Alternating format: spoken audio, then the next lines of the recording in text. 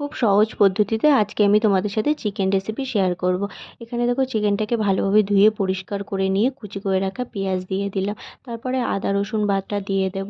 পরিমাণ মতো টমেটো কুচিও এখানে দিয়ে দিয়েছি, রেড চিলি পাউডার, হলুদ, পরিমাণ মতো সর্ষের তেল আর লবণ, এই সব উপকরণ দিয়ে চিকেনটাকে ভালোভাবে ম্যারিনেট করে নিতে হবে। এখানে কিন্তু আমি হাত দিয়ে মেখেই ভালোভাবে ম্যারিনেট করে নিয়েছি। চিকেনটা ম্যারিনেট করে আধ ঘন্টার জন্য রেখে দিতে হবে। তারপর আলুটাকেও আমি এখানে ভেজে নিয়েছি। আলুটা ভেজে নেওয়ার পর তুলে নিলাম।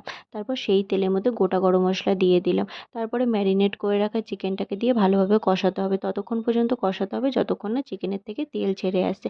চিকেনটাকে ভালোভাবে কষিয়ে নিলাম। দেখো এইদিকে আমার চিকেনটা কষা হয়ে গেছে। তারপর পরিমাণ মতো জল দিয়ে গ্রেভিটাকে ভালোভাবে ফুটিয়ে নিতে হবে।